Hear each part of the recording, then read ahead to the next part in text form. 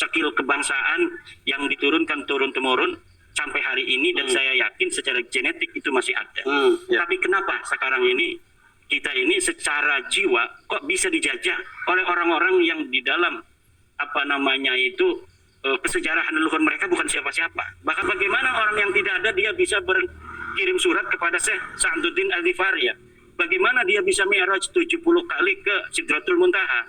Bagaimana ada sebuah dialektika antara dirinya surat menyurat dengan Syekh Sa'duddin itu, sehingga seakan-akan dari perdebatan antara Baqi Muqaddam dan Syekh Sa'duddin itu diperbincangkan ulama. Tidak ada.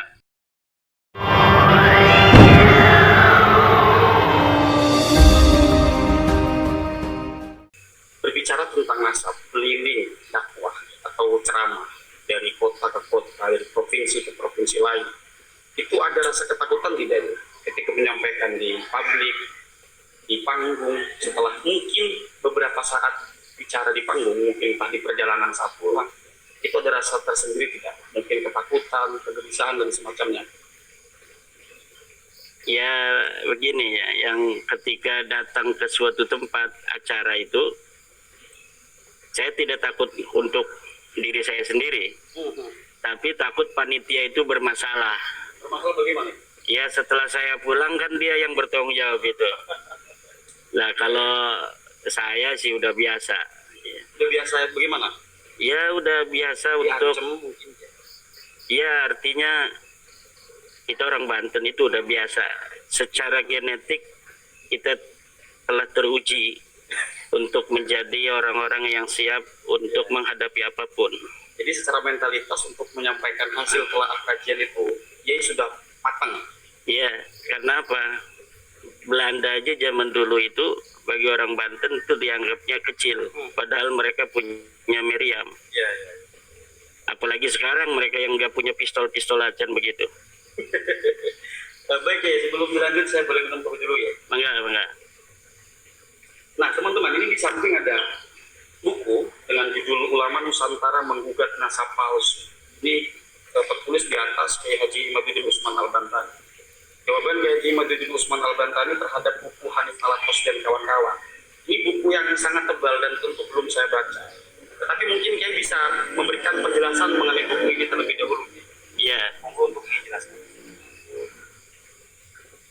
Bismillahirrahmanirrahim. Ini buku saya beri judul Ulama Nusantara Menggugat Nasab Palsu. Ini buku ini adalah buku jawaban dari buku yang dikeluarkan oleh Rabita Alawiyah, yang ditulis oleh Hanif Alatas dan kawan-kawan, yang berjudul Keabsahan Sabalawi dan membongkar penyimpangan pembatalnya. Kenapa saya namakan buku ini Ulama Nusantara Menggugat Nasab Palsu? Karena memang dalam narasi hukum, menggugat itu adalah ketika sudah ada parti, artinya ada penggugat, ada yang digugat.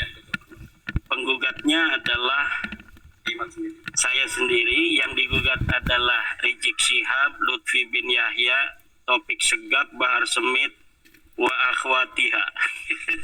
Mungkin masih ada yang salah persepsi ya, karena saya melihat di media itu masih ada yang mengatakan Habib palsu, nah gitu-gitu. Padahal kan memang kayak itu memang menggugat nasab Habib. Iya, karena memang selama ini kita telah salah di dalam membuat sebuah istilah.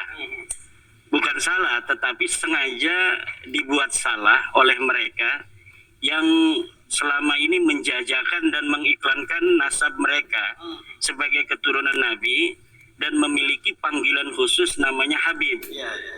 Nah, dari situ maka kemudian terbentuk di dalam alam bawah sadar umat Islam Indonesia dan umumnya bangsa Indonesia bahwa yang dinamakan turunan Nabi itu adalah Habib.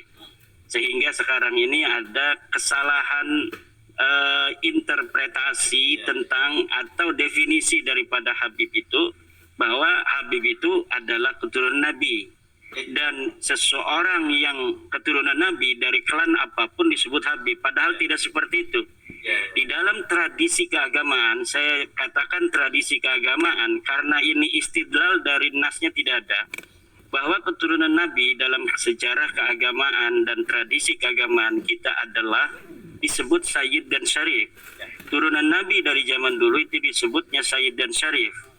Karena ini kaum Ba'alawi di Yamannya itu tidak diakui sebagai turunan Nabi dan tidak boleh menggunakan Sayyid, begitu pula ketika di Makkah juga dipermasalahkan, maka dia mengambil sebuah istilah sendiri, yaitu bahwa nama mereka disebut Habib.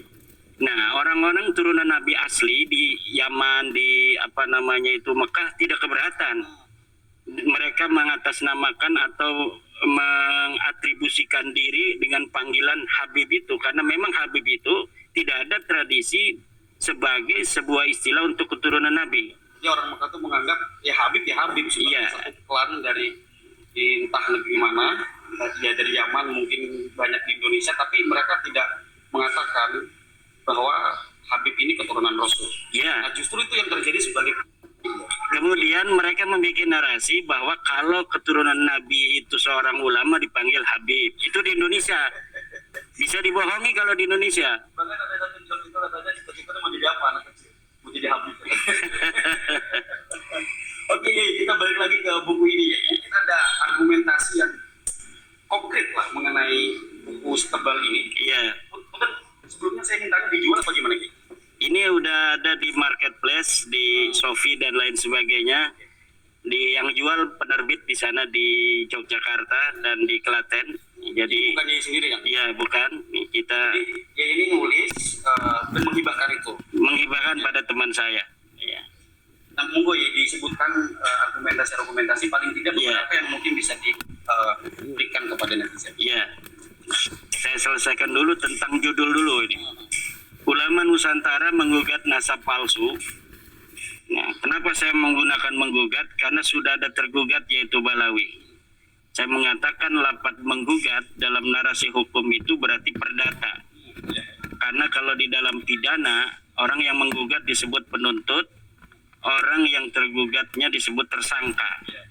Nah, apakah kita akan kerana yang setelah perdata itu ke pidana itu nanti kita lihat. Ya, yang jelas ini karena sudah ada kontensia itu adalah sengketa dalam bahasa Indonesia, maka berarti sudah ada dialektika antara penggugat dan yang tergugat. Maka kita menggunakan lapat menggugat bukan berarti ini kembali ke awal, tetapi memang sudah ada dialektika, dan dialektika itu terjadi di mana tesis saya kemudian diantitesis dengan buku keabsahan nasab mereka itu. Nah, setelah saya lihat di dalam buku keabsahan nasab Balawi itu, semua dalil-dalil mereka itu mentah. Tidak ada satupun apa yang ada di dalam buku keabsahan nasab Balawi karangan Hanif Alatas dan kawan-kawan itu dalil yang bisa untuk menjawab keterputusan nasab mereka. Termasuk Gus Romal Abbas. Ya, di dalamnya kan ada, dia termasuk salah satu penulis.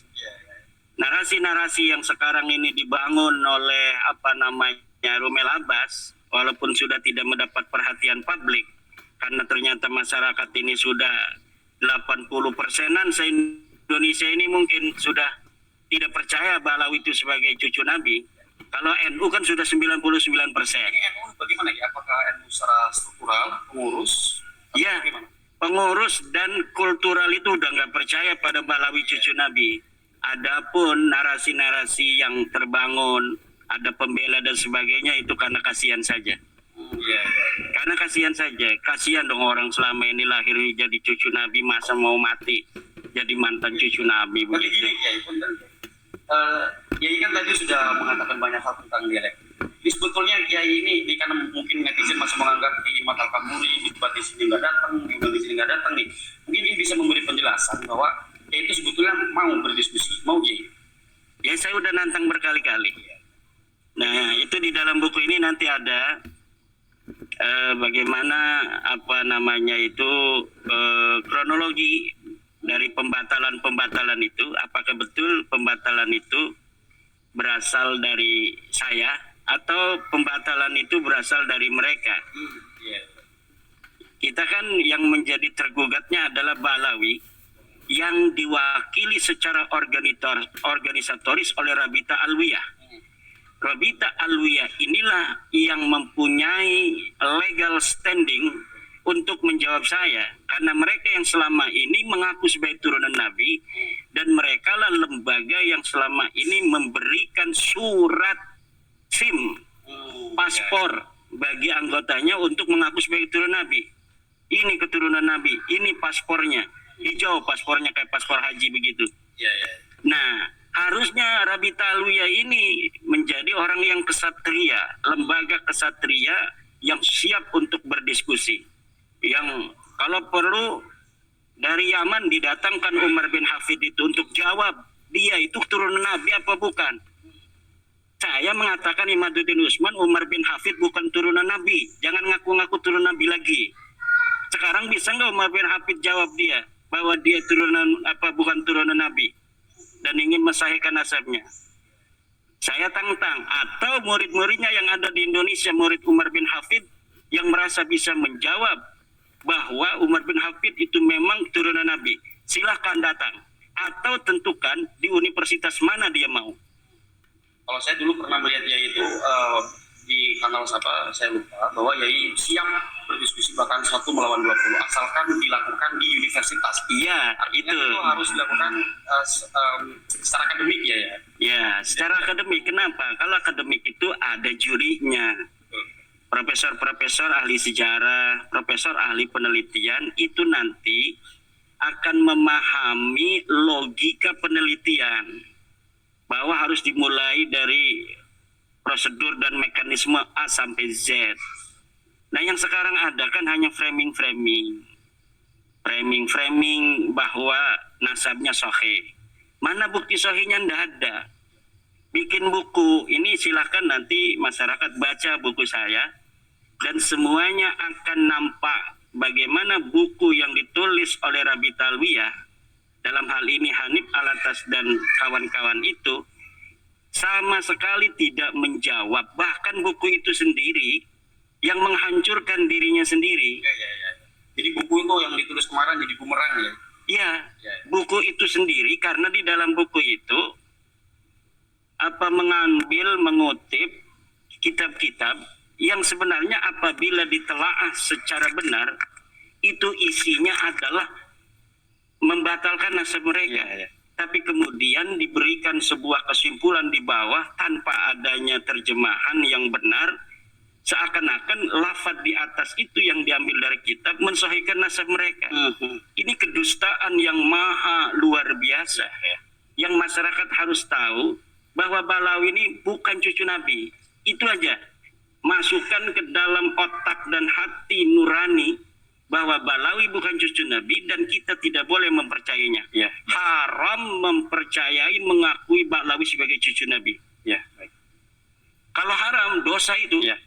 Kalau gini ya, Balawi bukan, ya ini sebagai peneliti dan penggugat bahwa Balawi bukan keturunan Rasul.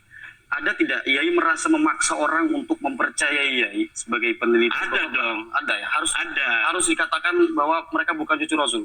Ada. Kenapa ada?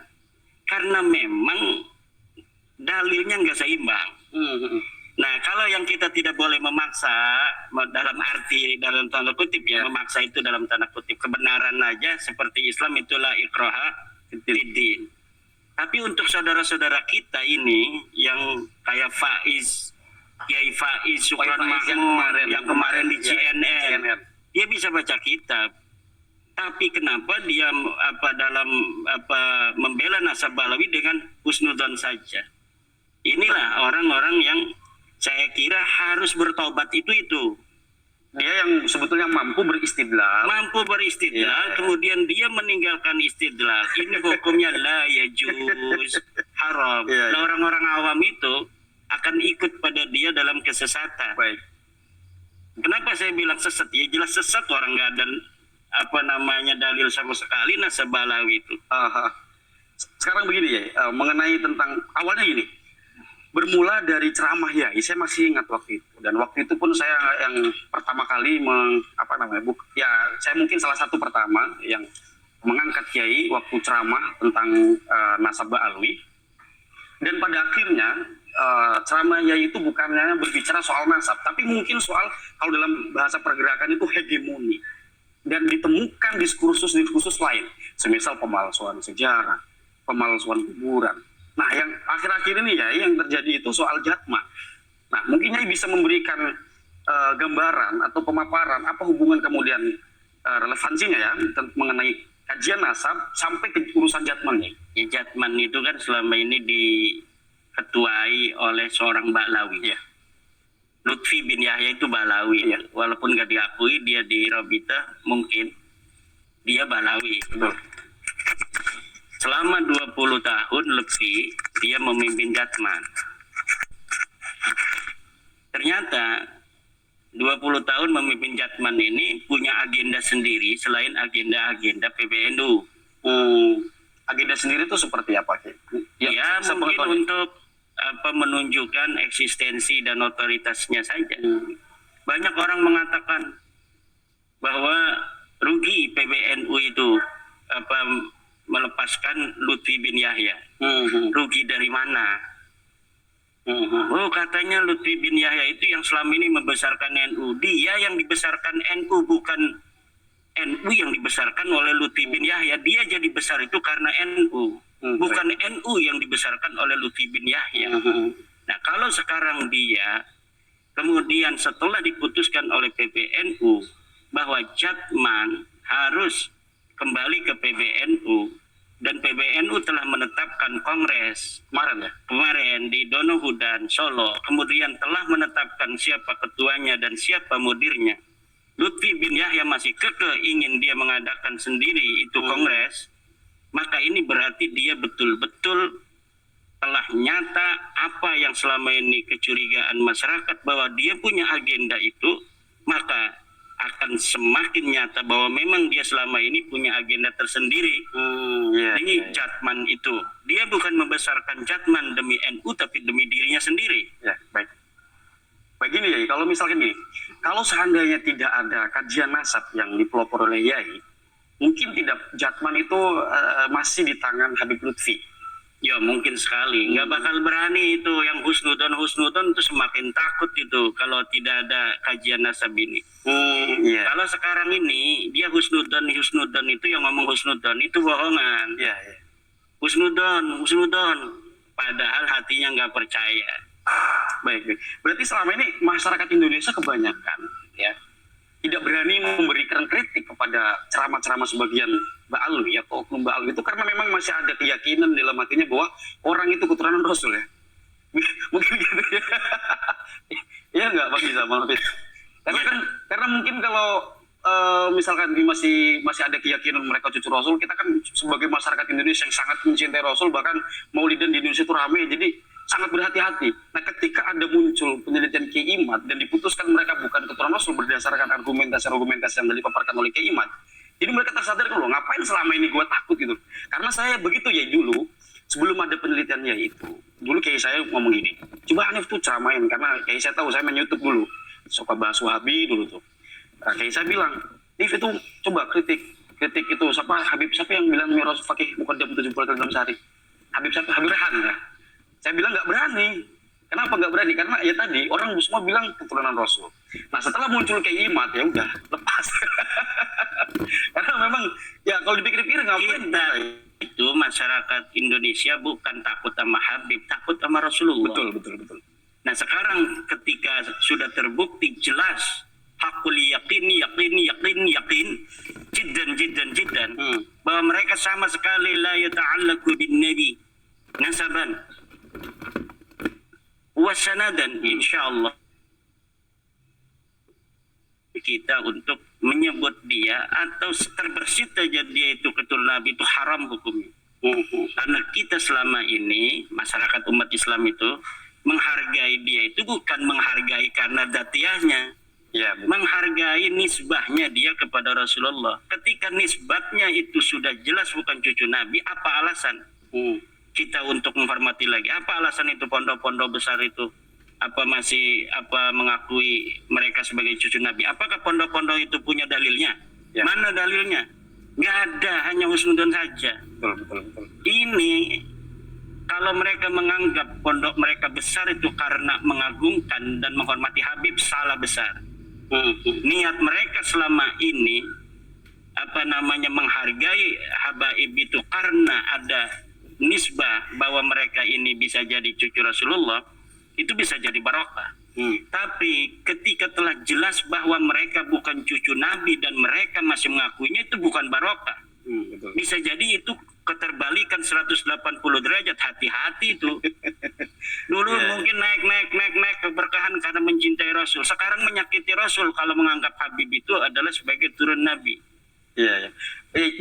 Di tahun 98, sebelum tahun itu, sebelum reformasi, eksistensi Habib seperti ini tidak ya? Kalau dulu waktu saya kecil itu saya tidak pernah mendengar istilah Habib di tempat saya ya. Saya mendengar istilah Habib itu ketika mendengar Bahar Smith ceramah di area kawasan industri. Waktu itu saya masih SMP ya. Nah, Ya, mereka kan dulu hanya jual-jual minyak, jual-jual buhur, jual-jual kaligrafi ke kampung-kampung kan.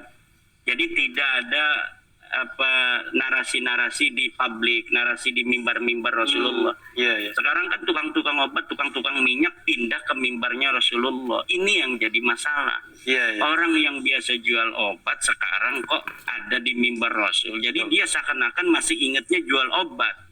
Walaupun dirinya tidak jual obat, dia tidak jual minyak, tapi mungkin karena keturunannya itu masih ada sifat-sifat genetiknya itu seperti itu, sehingga mimbar-mimbar kita, mimbar Rasulullah, mimbar dakwah diisi oleh tukang-tukang obat itu dengan kalimat-kalimat kasar, dengan caci maki kepada presiden, caci maki pada ulama, caci maki kepada NU, caci maki kepada Yai Akhil Siraj, caci maki kepada keputusan-keputusan PBNU. Sekarang mereka nggak berani karena keputusan PBNU mencaci maki. Sama Kiai Yahya Khalil Stakuf mencaci maki nggak bakal berani. Iya. Kenapa nggak bakal berani? Mereka ingin PBNU melindungi mereka. Kalau sudah melindungi, percaya lagi pada mereka cucu Nabi, baru dihajar lagi, diinjak lagi. Iya. Kata Hanif Alatas, jangan mau diadu domba antara habaib dan kiai. Siapa yang mengadu domba? Kalau mereka menganggap kiai-kiai itu sebagai orang yang telah tidak percaya kepada mereka bahwa mereka cucu Nabi, itu mereka menganggap itu berarti kiai tidak bersatu dengan Habib. Betul. Jadi arti persatuan bagi Hanif Alatas adalah antara Habib dan kiai, yaitu kiai harus mengakui mereka sebagai cucu Nabi. Dan ini yang tidak boleh diteruskan karena mereka sudah nyata bukan keluarga Nabi, bukan cucu Nabi, bukan ahli bait Nabi. Apa hubungannya dia dengan Nabi? Mana buktinya? Tidak ada. Haplogrupnya kemana-mana. Haplogrupnya orang-orang Arab itu J1, haplogrupnya dia itu adalah G. Haplogrup orang Arab itu ada di Semenanjung Arabia. Itu sudah jelas. Kalau G itu orang sana tuh di Gunung Kaukasus tuh. Orang Uzbekistan, orang Turki, orang Kurdi di situ. Jangan ngaku-ngaku cucu Nabi, malu. Upload grupnya G ngaku-ngaku cucu Nabi begitu. Iya. Saya melihat dua hal yang menarik sih. Dari kajian Kiaimat mengatakan bahwa Alwi bukan keturunan Rasul. Kemudian ketika uji DNA ternyata upload grupnya G. Walaupun kata Gus Rubal Abbas itu hanya beberapa sampel saja, nggak 100 sekian. Itu menurut Kiai gimana? Tapi walaupun kemarin tuh ada di Padusuka TV Habib siapa itu? Habib siapa Kiai itu? Habib Agus ya, yang upload grupnya G juga tuh. Jadi mungkin nggak ada Habib ini berani tes DNA. Ya kalau mereka berani tes DNA, nanti kita akan petakan. Ayo Rizik Syihab tes DNA, apa hasilnya? Oh G, minggir. Lutfi Yahya ayo tes DNA. G, minggir. Rumel, ayo tes DNA Habib Rumel. R, pinggir lu sana. R ikut-ikutan sini. Gus Rubal apa G? R dia. Oh udah tahu. Udah tahu dari pengakuan dia. Oh iya. Ayo, ini Tengku Kori L sana dulu. Oh ini A sana Nabi Adam berarti tuh. Ya begitu aja. Nanti kalau ada misalnya Bahar Smith hasilnya Z1, sini dulu kita Oh, teliti iya. nasabnya. Betul. Kalau sudah tes DNA-nya J1 Bahar Smith, kita baru teliti susunan nasabnya berdasarkan ilmu nasab dan ilmu sejarah. Kalau awalnya sudah G begitu, udah nggak usah dibahas-bahas lagi. Nggak bakal itu bisa untuk menghindar dari teknologi, menghindar dari peradaban modern zaman sekarang ini. Iya. Begini ya. Saya mau tarik kepada hal yang paling dasar dulu nih ya. Ada pertanyaan-pertanyaan lagi nanti ya. Tapi sebelum saya lanjut, saya ingin kesini dulu ya. Ini kan Yai cuma menggugat nasab mereka itu nggak kesambung kepada Rasulullah ya, nggak tersambung kepada Rasulullah melalui argumentasi-argumentasi yang telah Yai kaji. Persoalannya kenapa orang harus marah Yai? Kan cuma dibilang lu bukan cucu Rasul, urusan lu boleh ceramah atau enggak kan keilmuan kamu, bukan nasab kamu Yai. Nah berarti saya melihat ketika ada nasab digugat bahwa mereka diputuskan bukan keturunan Rasul berdasarkan argumentasi tapi ngamuk-ngamuk, di sini ada problem berarti Yai. Ada niat jelek dari pengakuannya itu. Iya. Ada istilahnya itu, mereka tidak terlalu pede dengan dirinya betul. sendiri. Saya sepakat ya. Tidak terlalu pede dengan dirinya sendiri, bisa menapaki kehidupan yang berat ini tanpa mengaku turun Nabi. Mereka mampu. Iya betul. Mereka tidak akan mampu seperti saat ini. Hanif Alatas tidak akan merasanya. Bukan Hanif Farhan ya? Iya, bukan Hanif Alatas. Hanif Alatas merasa dia tanpa mengungkap cucu Nabi. Betul. Rizik Syihab merasa dirinya tidak akan jadi ketua FPI lagi, dihormati, dilulukan tanpa mengaku cucu Nabi.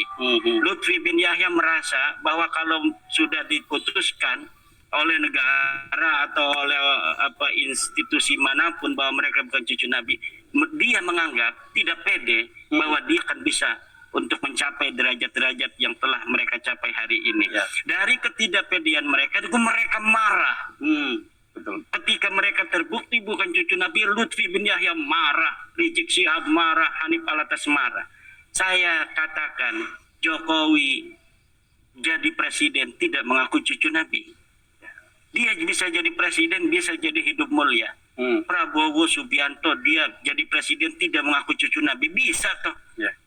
Kenapa Balawi nggak bisa? Saya juga cucu Nabi ya. Ya. Punten. Karena yang dibicarakan itu kan keilmuan, dan keilmuan itu adalah yang dia katakan ajaran keislaman. Ya mestinya kan harus percaya diri dengan apa yang dia katakan, nggak melulu. Coba agak maju aja supaya agak ya punten. Kita perbaiki dulu ini agak dekat kesalahan. Terus supaya bawahnya nggak ya. Mangga. Oke teman-teman, kita lanjut ya. Sorry tadi ada kesalahan treble di internet. Oke lanjut ya. Ini soal tadi Habib ngamuk-ngamuk mungkin ada Habib yang menerima dalam tanda petik Nggak ada. nggak ada. Termasuk kemarin itu yang bilang bahwa saya bersyukur ada kalimat untuk muhasabah, walaupun Itu dia bersyukur itu bukan bersyukur mengakui mereka bukan cucu Nabi ya. tapi bersyukur saking nggak ada jawaban lagi aja, karena nggak bisa dijawab lagi, udah bersyukur aja. Dia bilang Tapi mereka masih mengakui bahwa ini ujian ahli bait Nabi. Bukan ujian ahli bait Nabi. Ini kebusukan dan kebohongan dibongkar Allah. Baik. Nah, kira-kira Kiai merasa tidak bahwa apa yang telah Kiai lakukan ini berdampak di tengah masyarakat, terlepas dari pro kontra itu. Pro kontra itu mungkin karena kekagetan masyarakat saja, karena memang selama ini kita telah lama menganggap Bahlui sebagai keturunan Rasul, dan muncul sosok Kiai Imad mengatakan mereka bukan keturunan Rasul, sehingga muncul reaksi publik dengan penuh emosional. Oke, nah pergerakan di tengah masyarakat, pengaruh ceramah-ceramah Yai, ajaran-ajaran Yai, demonstrasi-demonstrasi Yai di panggung, ini akan membawa dampak baik atau tidak di tengah masyarakat. Yaitu cita-citanya adalah mengedepankan egalitarianisme. Yaitu apa tadi? Kita bisa tampil, kita bisa action tanpa perlu membawa leluhur-leluhur kita. Itu. Nah, ada tidak nanti pengaruh-pengaruh Habib, pengaruh-pengaruh ajaran Habib yang berkurang? Nah, ditambah Yai, kalau kita kaitkan dengan pergerakan politik di Jawa Barat lah, katakan itu daerah yang memang selama ini dikenal sarangnya habaib gitu ya, markas syariah dan semacamnya. Nah, kira-kira ada Sekarang udah nggak jadi sarang, nggak ada orangnya, udah pendukung Habib di Jawa Barat itu. Buktinya calonnya aja kalah. iya, hanya iya. dapat Nah, makanya saya mau bilang Kang Deddy Mulyadi nih, Kiai. Ditambah Kiai Imad, ditambah Kang Deddy. Ini mungkin di Jawa Barat nih gimana, Kiai? Kalau tadi aku mau jawab, wah udah ditinggal itu selesai. Tapi uraiannya bagaimana, Kiai? Sebenarnya selama ini Jawa Barat itu bukan apa namanya markas mukibin, nggak ada itu. Jawa Barat itu adalah orang-orang mulia dari zaman dulu. Turunan orang-orang kesatria, keturunan para raja, keturunan para ulama-ulama besar. Di sana ada Cikundul, di sana ada Sumedang Larang, di sana ada Syekh Yusuf Baing di Jawa Barat itu. Di sana ada Syekh Mama Gentur, di sana ada Syekh Palak Pegentongan, di sana ada Kiai Atorid di Bogor. Di sana ada Mama Sempur di Purwakarta. Oh iya, Mama Sempur. Di sana ada Mama Gasol, di sana ada Mama Warudoyong, Mama Badru, Mama Inayatillah. Orang-orang besar, ulama-ulama besar. Dan nasabnya besar semua. Kenapa ada kesan ketika PKS menguasai Jawa Barat, di sana basis mukibin? Sebenarnya mukibinnya itu-itu aja. Kemudian mereka datang ke bawah-bawah, menjual-jual agama, menjual-jual cucu Nabi. Akhirnya banyak yang kemudian mereka itu terbodohi dan mengikuti. Nah sekarang mereka tercerahkan. Dari mana dapat kita ketahui indikatornya? Kemenangan Kang Deddy Mulyadi yang sampai 80%. Secara pemilih yang ikut pemilu persen lebih, itu sudah menunjukkan di mana caci maki Bahar Smith, caci maki Balawi kepada Kang Deddy Mulyadi itu tidak berpengaruh pada pemilih Jawa Barat untuk memilih Kang Deddy yang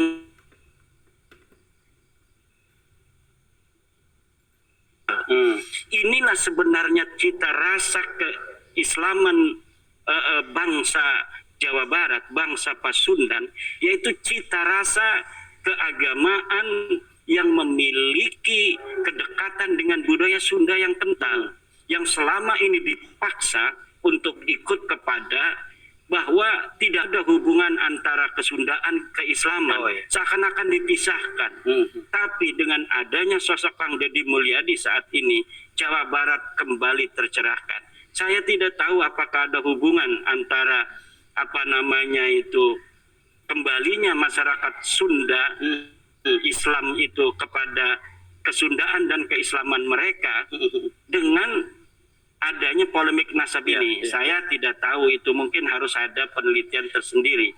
Tetapi saya kira memang ini adalah waktu di mana bangsa Nusantara pada umumnya, bukan hanya Jawa Barat, merindukan nilai-nilai kesantunan yang dulu mereka warisi dari ajaran-ajaran Islam yang disebarkan oleh para wali songo.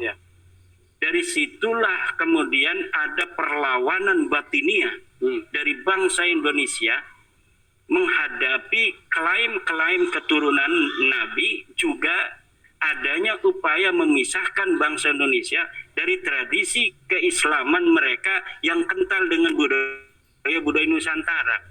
Sekarang coba lihat Kang Hanif, orang pakai peci hitam dipermasalahkan. Betul atau tidak? Ada orang mempermasalahkan orang pakai peci hitam. Kemudian apa namanya, tradisi-tradisi sampurasun dipermasalahkan. Sampurasun itu salam kita orang-orang Sunda. Dari zaman nenek moyang kita sampurasun ada. Beberapa dekade ini ditinggalkan karena ada cara berpikir yang salah itu. Padahal budaya selama tidak bertentangan dengan Al-Quran, Al-Hadis, dan Ijma', maka budaya itu welcome oleh ajaran Islam. Selama ini ajaran kita begitu. Tapi ada sebuah upaya untuk memisahkan kita dari akar budaya kita, dari jati diri bangsa kita, seakan-akan Islam adalah suatu hal dan budaya tradisi adalah hal lain. Dan ini yang tidak boleh dibiarkan. Masyarakat Sunda hari ini telah tercerahkan. Putra-putra dari para ulama-ulama besar yang ada di Jawa Barat sudah tercerahkan dan sisanya akan tercerahkan. Putra-putra dari Mama Sempur Purwakarta, Mama Gentur, Mama Gasol, Mama Warudoyong, Mama Hasan Basri Kerawang, dari Syekh Hasan Mustafa yang ada di Bandung, dari Syekh Zainal Mustafa yang ada di Tasikmalaya, yang ada di Pamijahan, yang ada di Ciamis, itu semua orang-orang besar, ulama-ulama besar di Bogor juga. Dan saya yakin, jangankan kita sengaja menanam, tidak sengaja menanam pun banyak pohon-pohon dengan buah-buahannya yang bisa kita konsumsi. Iya. Dengan mengandalkan alam saja tanpa bekerja sama sekali pun mungkin bangsa Indonesia bisa makan semua. Kemudian bagaimana peradaban masa lalu bangsa Nusantara ini mampu menciptakan peradaban yang begitu besar. Peradaban seperti di Gunung Padang, peradaban Borobudur, peradaban yang terjadi di Jawa Tengah, Magelang, sekitarnya itu. Situ ada Prambanan, ada Roro Jonggrang dan lain sebagainya. Di Klaten banyak candi-candi besar yang banyak sekali kita bisa jumpai dari peninggalan masa lalu. Itu apa artinya? Artinya dari dulu bangsa kita bangsa yang kreatif, pekerja keras dan memiliki sebuah skill individu, skill kebangsaan yang diturunkan turun-temurun sampai hari ini, dan saya yakin secara genetik itu masih ada. Tapi kenapa sekarang ini kita ini secara jiwa kok bisa dijajah oleh orang-orang yang di dalam kesejarahan leluhur mereka bukan siapa-siapa, bahkan leluhur mereka tidak ada. Mereka tidak punya leluhur, ngaku-ngaku leluhur orang lain. Mereka bukan turunan Nabi, mengaku turunan Nabi. Bukan turunan ulama besar, diaku-aku bahwa Fakih Muqaddam itu ulama besar. Fakih Muqaddam orangnya aja tidak ada. Ini benar nggak ada ya? Nggak ada. Saya pernah ngomong ada, itu kasihan. Husnudon. Tidak ada dalam sejarah orang bernama Fakih Muqaddam yang wafat 653 Hijriah. Itu tidak ada. Bagaimana orang yang tidak ada dia bisa berkirim surat kepada Syekh Sa'duddin Al-Ghifari? Bagaimana dia bisa mi'raj 70 kali ke Sidratul Muntaha? Bagaimana ada sebuah dialektika antara dirinya surat menyurat dengan Syekh Sa'duddin itu? Sehingga seakan-akan dari perdebatan antara Fakih Muqaddam dan Syekh Sa'duddin itu diperbincangkan ulama. Tidak ada. Surat menyurat itu hanya ada di kitab-kitab Ba'alawi. Dan itu ditulis abad berapa ya? Abad 9 Hijriah. Abad ke-9 Hijriah oleh Ali As-Sakron. Semuanya Ali As-Sakron. Yang mengaku mengklaim ijma adalah Ali As-Sakron. Yang mengatakan adanya surat menyurat antara Fakih Muqaddam Syekh Sa'duddin Ad-Dipari itu adalah Ali As-Sakron. Yang mengaku keturunan Nabi Ali As-Sakron. Semuanya yang mengaku adanya orang yang hasud, iri, dengki, yang tidak percaya nasab mereka juga Ali As-Sakron. Dari dialah semua ini berawal, dan saya akan mengembalikannya semua kepada Ali As-Sakron itu. Kalau Rumel mengatakan tentang Jawharus Syafat, sampai sekarang dia tidak bisa untuk menemukan sebuah reportase ulama tentang Abdurrahman Al-Khatib ini. Tidak ada. Jadi Al-Khatib ini tokoh ya bukan fiktif, tapi kesejarahannya tidak jelas. Dia ditulis wafat tahun 700-an oleh ulama itu. Tapi kenapa dalam tradisi Balawi dia wafat 855 Hijriah?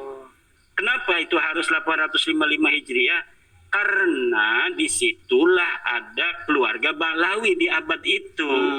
Kalau sesuai dengan ulama itu yang mengatakan 740 Hijriah itu wafatnya, berarti tidak bisa dong mereportase yang namanya Abdurrahman Segaf. Tidak bisa mereportase Abu Bakar bin Abdurrahman Segaf. Tidak bisa mereportase, sedangkan pengakuannya ada di abad itu. Maka ini namanya Abdurrahman Al-Khatib, kitabnya namanya sama Al-Jawharus Syafat, kemudian tahunnya dirubah. Itu tahun 740 wafat, di sini disebut 855 wafat. Coba Rumel pernah mengatakan ini ditulis 820. Ketika Ali As-Sakron baru berumur 2 tahun, masih bayi. Berarti yang pertama Sama bukan Ali Asakron yang mengatakan bahwa Balawi turunan Nabi, tetapi Al-Jauharus Syafaf. Ya mana kitab Al-Jauharus Syafafnya? Ya. Yang ada itu manuskrip yang baru ditulis 40 tahun yang lalu. 40 tahun yang lalu. 40 tahun yang lalu. Al-Jauharus Syafaf. Al-Jauharus Syafaf itu manuskripnya. Oh. Saya punya manuskripnya, PDF-nya. Itu ditulis 40 tahun yang lalu. Terus itu Gus Rumel jalan-jalan ke Timur Tengah segala macam itu ya. Ya kan orang itu hidup itu perlu adanya refreshing. Agar tidak terlalu puyeng dia mikirin bagaimana ngakalin Kiai Madini, ya katanya susah amat dia ngakalin Kiai gitu. Bagaimana ngakalin haplogroup supaya orang tidak percaya bahwa tes DNA itu sangat presisi di dalam menentukan nasab itu. Iya. Dia bikin framing begitu kan dia puyeng itu. Maka Ya, memerlukan jalan-jalan agar otaknya tidak terlalu Ya. meledak gitu. Melihat ketenangan di Eropa lah. Iya. Di Eropa nggak, di Turki nggak? Di Turki Eropa juga kan. di Timur Tengah ya mungkin. Nah, ini mungkin beneran terakhir ya. Ada nggak unsur kebencian ya ini terhadap Habib? Karena mungkin saya melihat sebagian komentar itu, oh ya gini gitu ya. Benci dan cinta itu diatur dalam agama. Cintanya juga karena Allah. Ya. Hubbu lillah atau al-bughdu fillah Ya. wal hubbu fillah. Kita benci karena Allah, kita juga cinta karena Allah. Balawi apabila mereka mengaku turunan Nabi, Nabinya itu tidak main-main, Nabi saya loh. Iya, betul. Nabi yang saya cintai, yang saya tulis dalam kitab-kitab itu Habibi Muhammad, kekasihku Muhammad. Mereka mengaku keturunan Nabi dalam keadaan banyak di antara mereka itu berbuat kemaksiatan. Ya. Mendohirkan joget-joget begitu-begitu yang tidak menjaga muru'ah. Kemudian mendohirkan ada yang mabok-mabokan itu saya lihat di YouTube. Kata seorang penceramah anak topiknya Segap, kalau ngelihat Balawi itu lagi mabok, jangan kasih duit, kasih beras, tapi jangan benci orangnya. Lah ini ajaran apa? Iya. Tidak ada dalam ajaran Islam Ya, begitu. bener ya, saya ingin bertanya lagi kan. Karena nari-nari itu tradisi mana sih? Karena Joget-joget begitu itu ya bagi kita orang santri itu sudah hilang muru'ah. Tidak sah jadi wali nikah, tidak sah jadi saksi nikah. Iya. Orang yang joget kayak Balawi tidak sah jadi saksi nikah.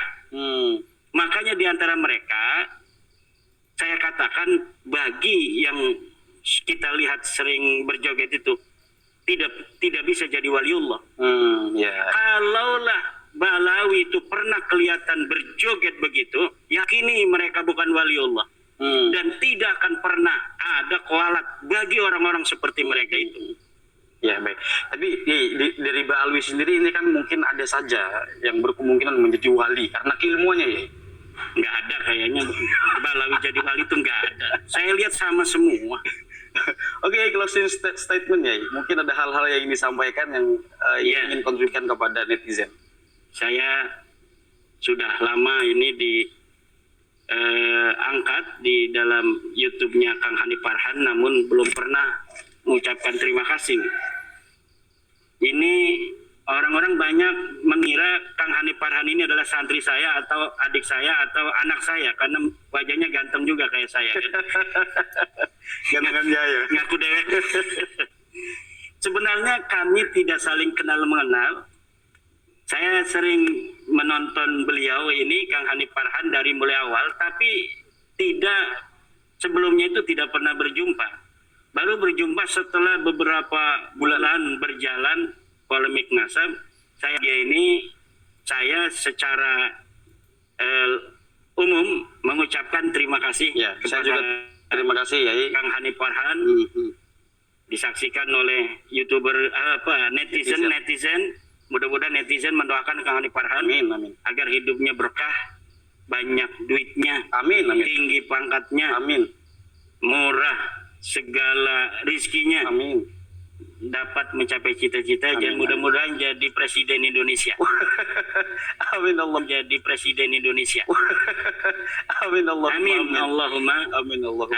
Dan untuk bangsa Indonesia yang saya cintai, polemik nasab yang selama ini sudah berjalan telah mampu untuk memberikan kesadaran identitas kebangsaan, kesadaran ajaran keagamaan yang benar bahwa bangsa Indonesia adalah bangsa besar. Bangsa Indonesia adalah keturunan orang-orang besar. Tidak pantas bagi bangsa Indonesia yang keturunan manusia-manusia besar di masa lalu menjadi budak siapapun di masa kini dan di masa yang akan datang. Bangsa kita adalah bangsa yang mencintai persahabatan, bangsa yang mencintai kesantunan, bangsa yang mencintai perdamaian. Tetapi bangsa kita juga telah terbukti sebagai bangsa yang tidak takut peperangan. Ini yang harus diingat oleh siapapun musuh-musuh bangsa Indonesia di seluruh dunia. Bahwa kita memang mencintai perdamaian, tapi kita lebih mencintai kemerdekaan. Kemudian ajaran-ajaran keagamaan yang selama ini ada di tengah-tengah bangsa kita, di dalam tradisi pondok pesantren, di dalam tradisi menasah-menasah, dalam tradisi di surau-surau, ajaran-ajaran yang tidak sesuai dengan ajaran Islam, ajaran Al-Quran, ajaran Al-Hadis, terutama dalam kemanusiaan, harus ditinggalkan. Karena ajaran Al-Quran telah mengatakan bahwa sesungguhnya orang yang paling mulia di hadapan Allah adalah orang yang paling bertakwa. Tidak dilihat dari siapa keturunannya. Maka jangan mau dibodohi oleh siapapun atas nama keturunan apapun bahwa dia lebih mulia dari bangsa Indonesia karena keturunannya. Tidak boleh ada lagi narasi-narasi yang demikian. Kalau dia mampu untuk menunjukkan dirinya berprestasi, kalau dia merasa sebagai ulama, dia harus bisa baca kitab kuning. Dia bisa baca kitab kuning, kita hormati. Kalau dia ingin terjun ke politik, dia punya partai, dia mencalonkan diri, silakan. Baru dia kritik pemerintah. Jangan dia bukan siapa-siapa, pimpinan partai bukan, RT juga bukan, berani mencaci maki Presiden Prabowo, berani mencaci maki Presiden Jokowi, berani para pejabat TNI dan Polri. Ini yang tidak boleh lagi terjadi di tengah-tengah bangsa dan negara kita Indonesia. Kita berharap bahwa setelah ini Indonesia akan mampu membuktikan dirinya seperti apa yang sekarang sedang digelorakan oleh Bapak Presiden kita, yaitu Indonesia yang akan menjadi Indonesia yang seutuhnya, Indonesia yang mempunyai jati diri bangsa, Indonesia yang akan mampu untuk hidup sejajar dengan bangsa-bangsa lainnya di dunia.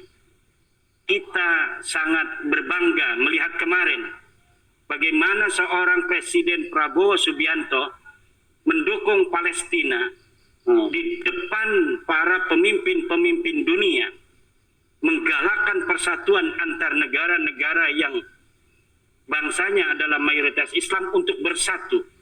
Karena kalau kita tidak bersatu, maka bagaimana kita untuk memiliki kekuatan? Kalau kita tidak memiliki kekuatan, bagaimana kita bisa untuk membela Palestina? Maka persatuan ini adalah inti dari kekuatan, dan kemenangan itu haruslah satu dengan kekuatan dan persatuan. Amin. Oleh karena itu, terima kasih ya Kang Hanif Farhan yang hari ini bersilaturahmi ke pondok saya. Ya, mudah-mudahan barokah. Amin. Dan cita-citanya terkabul. Amin. Demikian. Assalamualaikum warahmatullahi wabarakatuh.